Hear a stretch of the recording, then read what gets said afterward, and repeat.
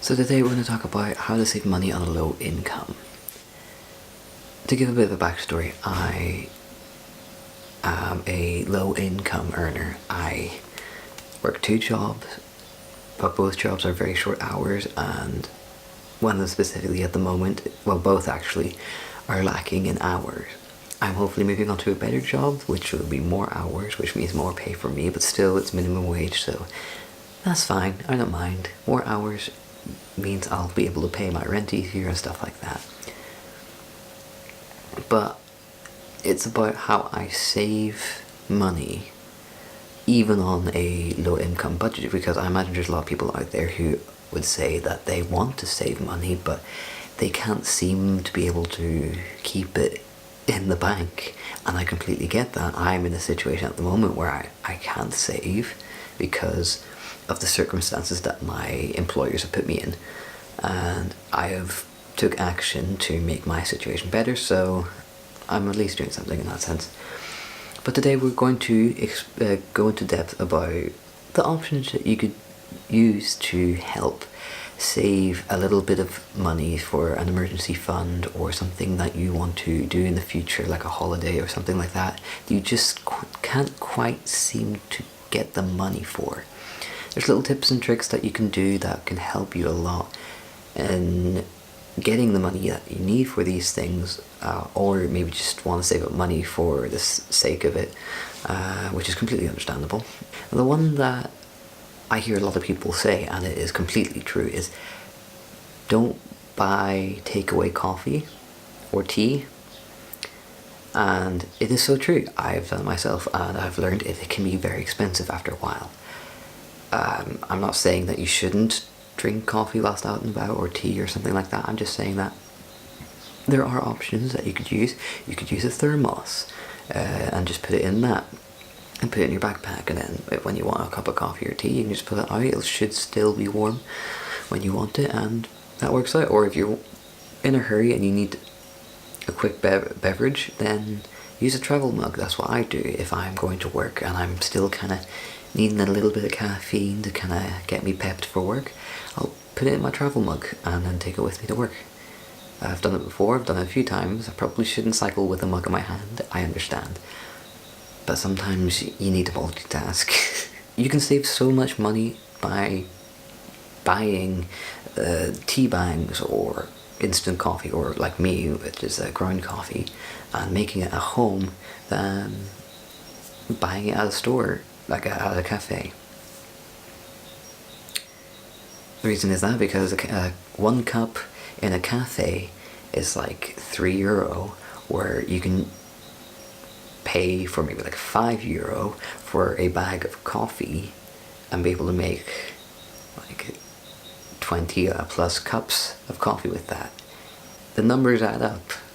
So that's just how I save a lot of the costs, really.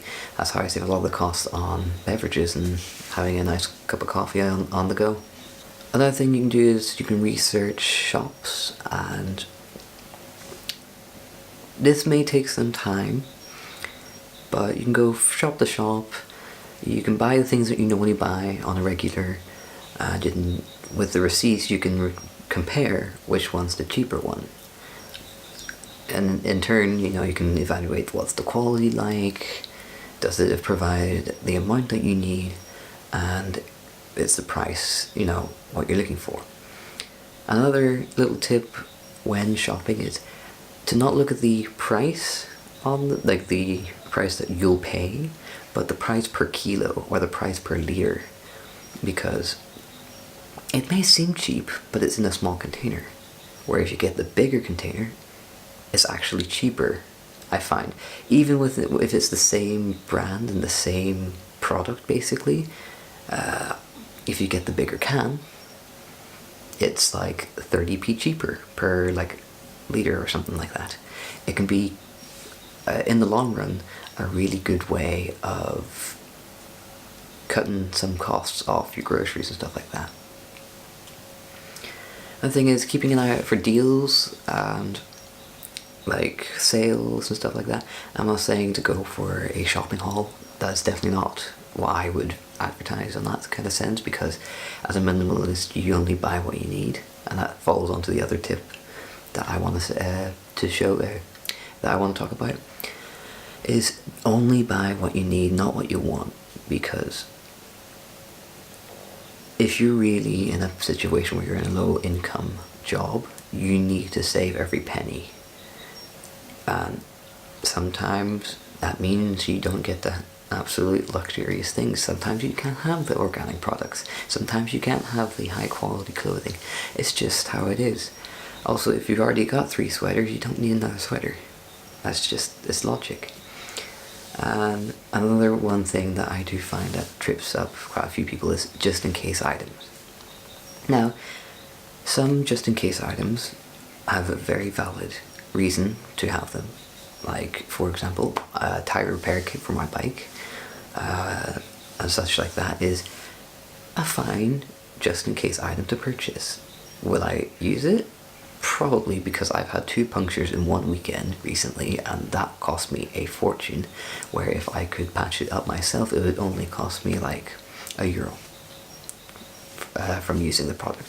And I can use that product several times, and it's only, what, €5 in cost. So considering from €70 of just 2 pop tires and paying for services, or doing it myself and repairing the tire, or even buying a tire entirely, which is only sometimes about €7, which is great. Keeping track of your output of money, of where you're spending it, really will allow you to see where you might need to evaluate what you're buying. I, in my journal, would write down every Sunday, where the Sunday section is, I would write down my income, my outcome, where my outcome is, which basically is what I've paid for, and see where I may need to reevaluate what I'm spending. It allows me to go into depth about my spending and how I can reduce my spending to allow myself to save. It's just usually how I do it. It's not something that you may have to do. You don't have to be super in depth about it. I only really count things as groceries or toiletries or rent, and I don't really go into depth too far further from that, really, unless it was something notable. Another one is reduce the amount of times you eat out. I haven't ate out in a month, and the last time I did it was only a bagel. So I don't really eat out. I always meal prep and cook at home. And even if it's like a long shift at work, which is rare, but if it's a long shift at work, I'll prep my food. I'll put it in like a Tupperware box or my bento box, and I will take it to work with me. Because it is so much cheaper being able to make a big meal with a lot of nutritional value in it. That's basically like 60 cents worth of food, and taking that with me. Sure, it's not hot when I eat it, but it's still delicious and nutritious. It's much better than paying €5 for a sandwich, which is not as much nutritional value and not as much food to keep me full, which makes more sense to me. Also, meal prepping the day before will allow you to make sure you stay on a healthy diet. It's how I work, and it's how I do things. I generally eat a lot of vegetables, and I tend to accidentally eat a lot of carbs as well, but I'm trying my best to avoid that. Carbohydrates are not bad, it's just the fact that I eat so much bread. That's the problem. And the last section is using public transport instead of having a personal car. The logic behind this is it's cheaper to go by bus because you're not paying for gas, you're not paying for repairs, you're not paying for road tax, you're only going to where you need to go. Sure, you do need to plan in advance, and that's completely understandable if people don't like that, but it is so useful to have that. Now, because of where I work and where I live, I cycle a lot. I haven't been on a bus in about a month, and the last time I went to my friend's house I cycled, and it's an hour cycle, but I don't really mind. And cycling, especially in the Netherlands, it's common. It may not be as common as in your country, and it may not be as safe. But if you can cycle and it's safe to, I would 100% recommend it, because it's free, apart from obviously the bike. But after you pay for the bike, you can go anywhere you want. You don't have to pay for gas. You can do your own repairs. It's very easy to fix a bike, and it's, you know, it's quite freeing to be able to do that. Also, it's super healthy because you're moving a lot, you're exercising. You don't need to really go to a gym, which is another way you can save money, is not have a gym membership. It's just to train at home. That's what I do. I go for runs and cycle. I should do more weightlifting style stuff, but I just haven't got around to it.